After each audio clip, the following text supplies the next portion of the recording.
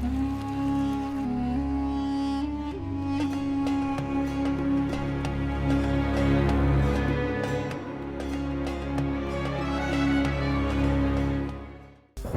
योग में नवंबर की शुरुआत, शनि चंद्रमा की विनाशकारी युति, मीन में विष योग का निर्माण, 4 राशियां हो जाइए सावधान।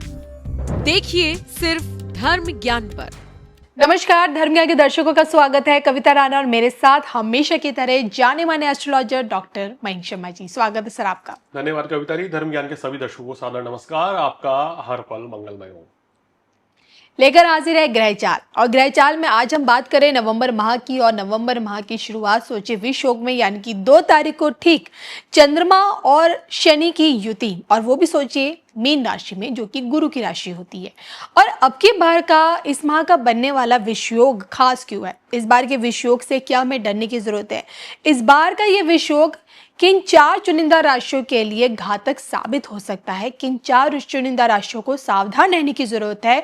किन 4 चुनिंदा राशियों को इसी विष योग में धनहानि भी हो सकती है, या फिर किसी बड़ी दुर्घटना का भी उसमें फंस सकते हैं, या फिर यूं कहें कि ओवरऑल मुसीबतों का पहाड़ गिर सकता है? संभावना है, लेकिन किस प्रकार उपायों से आप आने वाली विपत्ति को भी दूर कर सकते हैं, कष्टों को काट सकते हैं, इस पर भी हम बात करेंगे। सबसे पहले विष योग के बारे में मयंक जी से जान लेते हैं, बताएं। जी देखिए कविता जी, विष योग जो है ना, अब 2 तरीके से इसको आप एंगल से ले सकते हैं। शनि चंद्रमा, चंद्रमा हमारे मन का कारक है जी। शनि के साथ जब जब चंद्रमा बैठ जाते हैं तो विष योग का निर्माण करते हैं।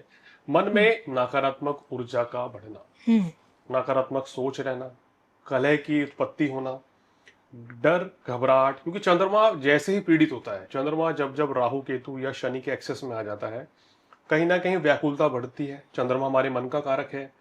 अब आप ये समझिए, अगर आपका चंद्रमा आज गोचर में बली है तो आप स्ट्रॉन्ग डिसीजन लेंगी, जो आपको करना है वो आप एक मत राय रख देंगी। लेकिन अगर चंद्रमा आपका शनि राहु केतु के साथ पीड़ित है या दृष्टि में है, तो आपके मन में बहुत ज्यादा दुविधा रहेगी जी। आप सोचेंगे ये काम करना चाहिए या नहीं करना चाहिए, और अल्टीमेटली कोई रॉन्ग डिसीजन ले बैठती है।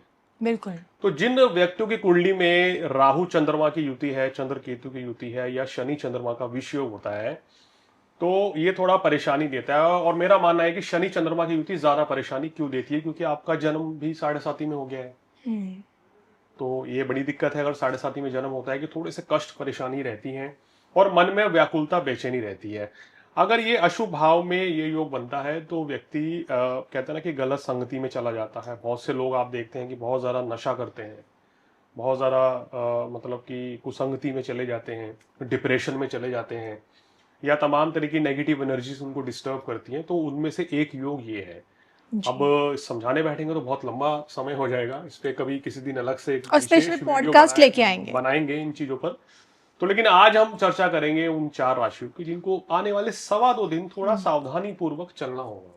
मयंक जी, शॉर्ट पीरियड है 2.25 दिनों का, लेकिन ये बनाते इसलिए बहुत से दर्शक हमारे कहते हैं कि 2.25 दिन में क्या हो जाएगा। हाँ, कितना बड़ा परिवर्तन आ सकता है, लोग ये भी सोचते हैं। आपने कभी ये सुना है कि अचानक से किसी की लॉटरी लगी है, या अचानक से किसी को प्रमोशन मिल गया, एकदम से गुड न्यूज आती है? तो कहीं ना कहीं चंद्रमा शुभ होगा, वो तभी आती है।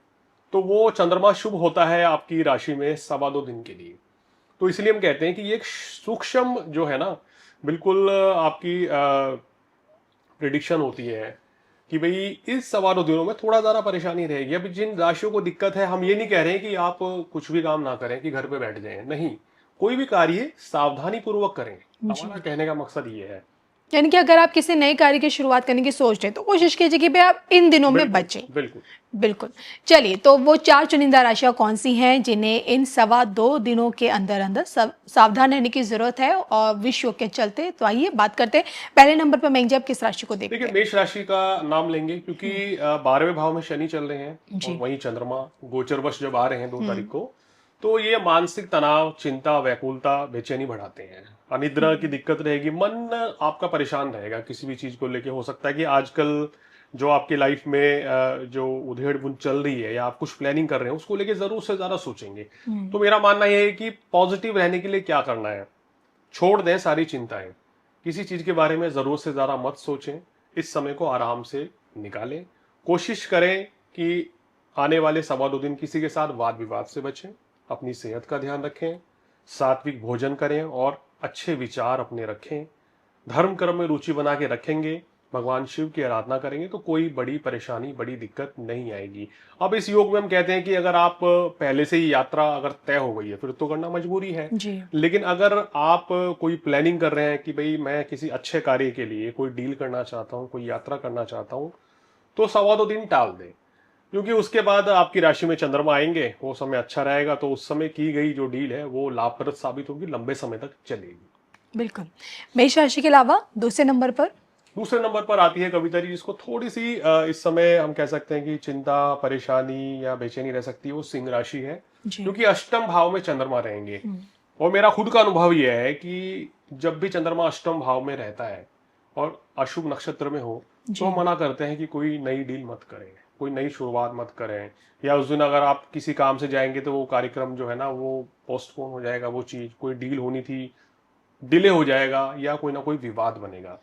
तो इसलिए आप भी क्या करें, सिंह राशि वाले 2.25 दिन अपनी सेहत का ध्यान रखें, जीवन साथी के साथ किसी तरह के मनमुटाव से बचें, धन का निवेश नहीं करना है, और इन 2-2.25 दिनों में कोई नई शुरुआत ना करेंगे तो आपके लिए स्थितियां फिर जो है काफी अनुकूल रह सकती है। और तीसरे नंबर पर? देखिए, तीसरे नंबर पर अब ये जो योग बन रहा है वो राशि आ रही है तुला राशि। तुला राशि वालों के छठे भाव में बन रहा है, रोग ऋण शत्रु का भाव है, वहां शनि चंद्रमा की युति जो है, शत्रु बाधा से परेशानी बढ़ सकती है। आपके शत्रु जो है कहीं ना कहीं आपके खिलाफ कोई षड्यंत्र कर सकते हैं, वो कहीं पे भी कर सकते हैं। अगर आप दफ्तर में हैं तो कोई आपके अगेंस्ट कुछ बोलेगा, तो यहाँ आपको शांत रहना है, यहाँ आपको विवाद नहीं करना है, अपनी तरफ से कोई गलती नहीं करनी है।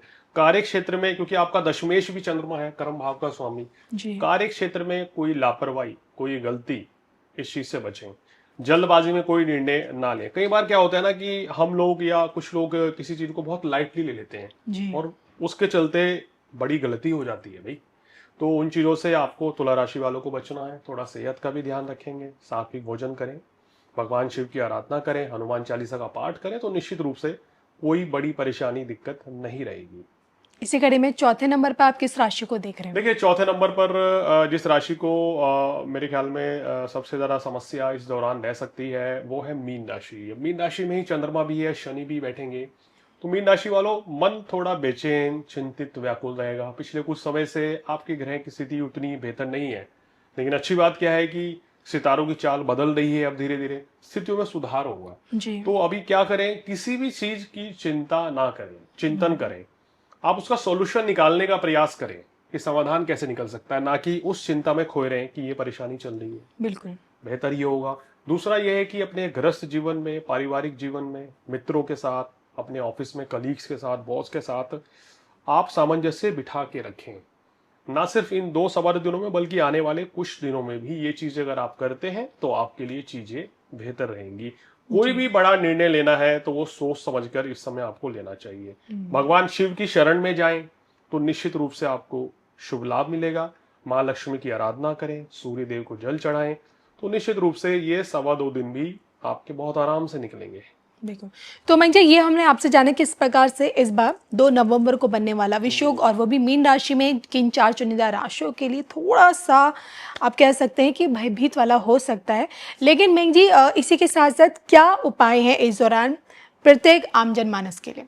देखिए, इसमें जो हमने राशियां उठाई हैं, जैसे इन सभी के ऊपर आप देखिए, अगर मेष राशि है और सिंह राशि है, 2 के ऊपर शनि का तुला प्रभाव, राशि है, तुला के ऊपर शनि का कोई प्रभाव नहीं है, मीन पे 7.5, यानी 2 पर 7.5, 1 पे ढैया है, जी। तो ये परेशानी रहेगी। तो इस समय क्या करें, जैसे मैंने बोला कि चंद्रमा पीड़ित है तो भगवान शिव की आराधना करें, ओम नमः शिवाय का जाप करें, शिवलिंग पर कच्चा दूध, शहद, बेलपत्र जरूर चढ़ाएं, शनि देव की आराधना करें, गरीब व्यक्तियों की सेवा करें, उनका आशीर्वाद लें, उनको काले वस्त्र का दान करें इस दिन। तो निश्चित रूप से जो भी कोई परेशानियां, दिक्कतें आ रही हैं, जो संकट आ रहे हैं, वो आपके दूर होंगे। देखिए, जब जब चंद्रमा पीड़ित होता है तो आप समझ लीजिए कि भाई मन जो है बेचैन रहता है, निर्णय क्षमता कमजोर पड़ती है, भाग्य भी कमजोर पड़ता है, व्यक्ति गलत निर्णय लेता है, कटु वचन का इस्तेमाल करता है, तो उस चीज से बचना चाहिए। इसलिए हम सलाह देते हैं कि ग्रह गोचर में अगर आपके कोई दिन जो है थोड़ी परेशानी वाली आ रहे हैं, थोड़ा सा संभल के चलेंगे तो बेहतर है। तो इसी के साथ मुझे मयंक जी को दोनों को अनुमति दीजिए, पुनः मिलेंगे, तब तक के लिए नमस्कार।